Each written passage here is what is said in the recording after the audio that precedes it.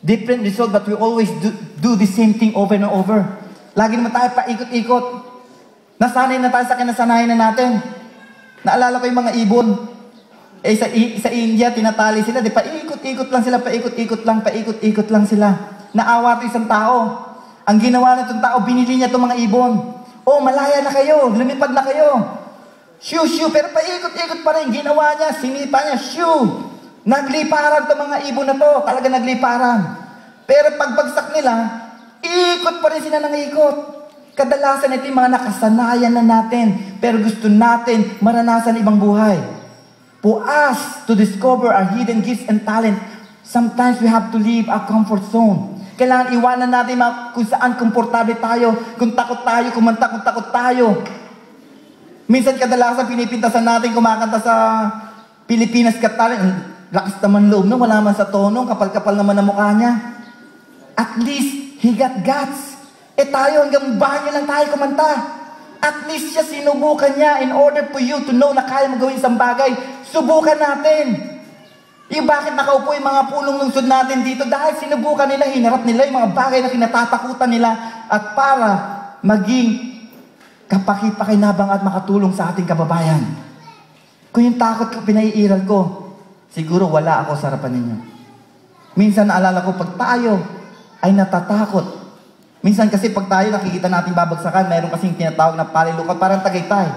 Pag titingnan mo, yung babagsakan mo, diyan nanginginig ka, mayroon kang, lalo na may fear of height, manginginig ka, matatakot ka.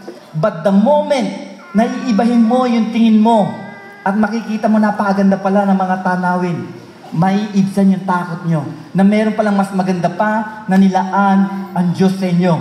Tayo ay wangis na ating Panginoon. Tayo ay masterpiece ng ating Panginoon. At kung may nagsasabi sa inyo na wala kayong pag-asa sa buhay, natalunan kayo, mali.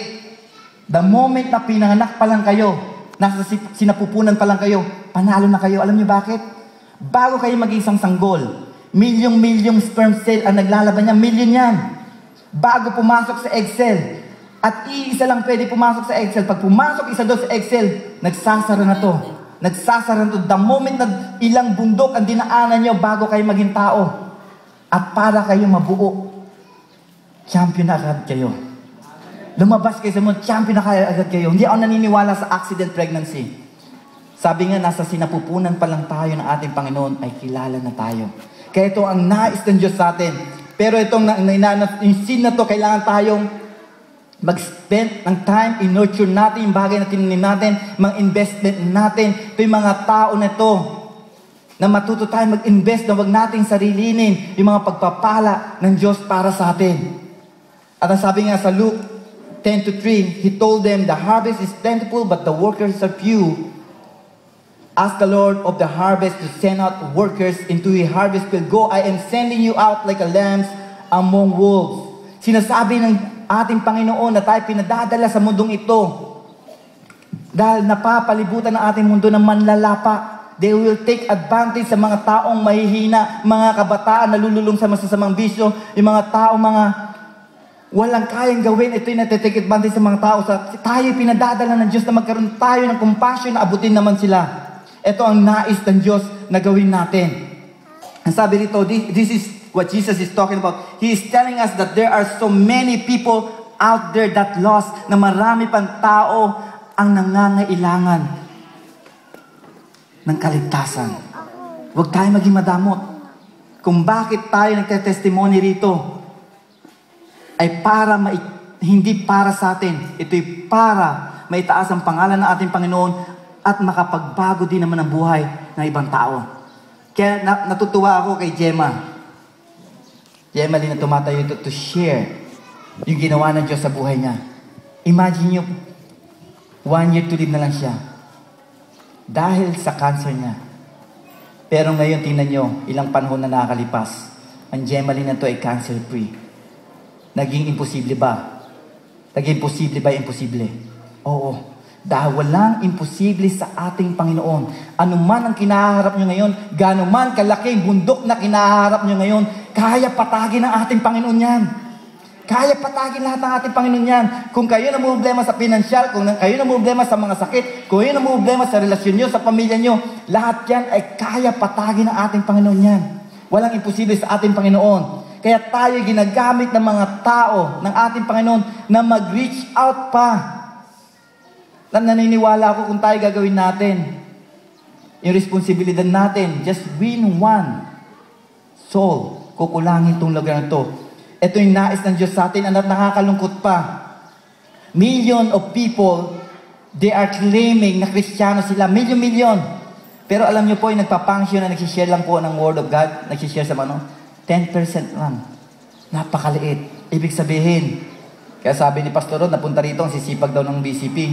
Sa Hawaii daw, ngayon ko lang na-realize, ang tatamad pala nila. Kasi doon nagiging complacent na. Kasi doon hindi na nila ma-appreciate yung pagpapala at sariling effort nila. Halos hindi ka na nga manalangin Kasi given na yung pagpapala Sa ayaw mo sa kahit hindi ka manalangin, sumisweldo ka, kakain ka, doon tinatapon sobra-sobra. And yet dito, para kumain ka, talaga namang iiyak ka pa ng dugo para manalangin. Pero alam nyo, napakapalad nyo. Dahil sa may pangangailangan tayo sa lugar ng Pilipinas, araw-araw tayong tumatawag sa Panginoon. At sa araw-araw na yun, araw-araw din nagpapakita ng himala ang ating Panginoon. Amen? Diba lagi pinakikita ng Diyos sa atin, sa tamang panahon na wala tayong kakainin, bigla may gagamitin ng tao para abutan ka. Napaka-espesyal natin. Ito yung nais ng Diyos na patuloy tayong umabot. Na marami pa. Sabi dito in 2 Timothy 3:8, sabi ni Paul, so do not be ashamed to testify about our Lord or ashamed of me, His prisoner, but join with me in suffering for the gospel by the power of God. Jesus wants us to share our faith with others. He wants us to reach out to the lost because they are the ones need most help. Hindi ko sinasabing madali mag-reach out sa mga naliligaw. Pero ito yung nais ni Apostol Pablo, sinasabi niya na maging katuwang natin. Paano ko sabihin niyo sa akin, Pastor, paano mag-share ako ng Word of God? Walang maniwala sa akin. But what if nag-share kayo ng Word of God na nakakilala sila at nabago ang buhay nila? Pastor, paano kung manalangin ako sa may sakit? Hindi sila gumaling. What if pinanalangin mo, gumaling sila? Hindi naman tayo nagpapagaling. Ang Diyos naman. Instrumento lang naman tayo. Naalala ko si Pastor Rod, yung father ko, may pinanalangin siya. Mamamatay na yung tao. Pati ito pa dinadala sa simbahan, ay yung ospital ang lapit-lapit. Doon yung nadalhin, mamamatay na yan. Sabi ng Lord, dito namin dalhin. So ang ginawa niya, wala siyang nagawa, kundi pag-pray. Nung pinag-pray niya, sabi niya, sumunod ka sa panalangin. Nakita niya itong may sakit na to, hindi bumubukay bibig. Lord, mukhang hindi gagaling to, hindi mo lang makasunod sa panalangin. Pero after ng panalangin, tumayo, nagbangon, tumakbo, pababa, paakyat ng simbahan, at nagsisigaw, kape, tinapay, nagugutom ako. So ganon, yung taong to, buhay pa hanggang ngayon, nasa Malayan to. Ganon, gumawa ang Diyos. Hindi naman tayo nagpapagaling, hindi naman tayo nagbabago ng buhay, ang Diyos naman. Pero for them na mabago sila, ay kailangan sila makarinig ng salita ng Diyos. At para sila makarinig ng salita ng Diyos, ay kailangan papasukin natin sila sa loob ng simbahan at makarinig ng salita ng Diyos. Kung hindi nyo kaya mag-share, imbitahin nyo sila. Nandiyan si Pastor Gani, kahit 5 oras, 10 oras, hindi kayo tatantanan yan. Magsasalita yan. Hindi na uubusan ng sinasabi yan. Kahit talagang bumabagsak ka na, talagang non-stop mag-preach si Pastor Gani. Kasi ito yung heart niya. Mag-share ng salita ng Diyos. At panahon na ng pag-aani sa taas ng anihin. Hindi na nakikita yung mga denominasyon. Hindi na nakikita yung mga bakod. Kundi dapat tayo sama-sama na nagkakaisa at nagtutulong-tulong, abutin at mag-ani. At madala sila sa paanan ng Panginoon. Na tayo magsasama-sama. Sa sama-sama nating pagkakaisa, walang reason para mabuhat natin ang buong lungsod ng Quiapo at madala sa paanan ng Panginoon. Ito nice yan, sabi niya sa Mark 4:26-20, he also said, this is what the kingdom of God is like. A man scatters seed on the ground night and day, whether he sleeps or gets up. The seed sprouts and grows, though he does not know how. All by itself the soil produces grain, first the stalk, then the head, then full kernel in the head. As soon as the grain is ripe, he put the sickle to it because the harvest has come. So ayos sa gusto natin, minsan nga meron nang tanim sa atin, may mga nauna na. ang gagawin na lang natin, aanihin na lang natin. Pero kadalasan, tayong mga anak ng Diyos ay tamad